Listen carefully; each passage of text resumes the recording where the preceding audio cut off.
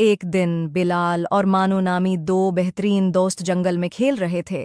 खेलते खेलते उन्हें एक पुराना जादुई टरी हाउस नजर आया जो हल्की सी रोशनी में चमक रहा था। टरी हाउस पर बेलें लपटी हुई थीं और इस हाउस में एक बड़ा दरवाज़ा था जो खुलकर बहुत से लोगों को अंदर आने की इजाज़त देता था। से एक लकड़ी की सीढ़ी नीचे लटक रही थी। दोनों बच्चे हैरानी और तजस्सुस से उसे देखने लगे। बिलाल और मानू ने हिम्मत करके लकड़ी की सीढ़ी पर चढ़ना शुरू किया और टरी हाउस के अंदर दाखिल हो गए।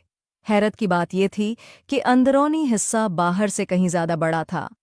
चारों तरफ जादुई किताबें, चमकते हुए नवादरात और अजीब और गरीब चीज़ें पड़ी थीं।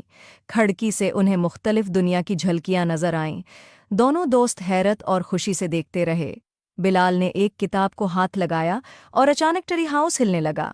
खिड़की से नजर आने वाला मंजर बदल गया और अब टरी हाउस एक ऐसी दुनिया में पहुंच गया जहां हवाई जजीरे पानी के चश्मों के साथ फजा में तैर रहे थे। वहां रंग बरंगे परिंदे भी उड़ते हुए नजर आ रहे थे।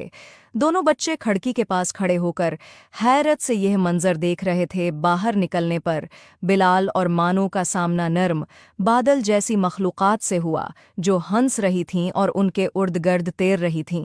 ये मखलूक़ात बहुत दोस्ताना थीं और उन्होंने बच्चों को एक जादुई हवाई दरिया की तरफ ले जाने का इशारा किया। बादल की मखलूक़ात ने बिलाल और मानो को एक बड़ी पत्ती से बने कश्ती में बैठने की दावत दी। ये जादुई दरिया हुआ में बह रहा था और उन्हें तैरते हुए महलात, अजीब व गरीब मखलूक़ात और जादुई जंगलात के पास से गुजारता रहा। दोनों बच्चे हैरत और खुशी से कश्ती के सफ़र का लुत्फ़ उठाते रहे। कुछ देर बाद बिलाल और मानो जादुई टरी हो गई। हाउस के जरिए अपने पुराने जंगल में वापस आ गए। दोनों एक दूसरे की तरफ देखकर मुस्कुराए, ये जानते हुए कि वो जब चाहें अपनी जादुई दुनिया में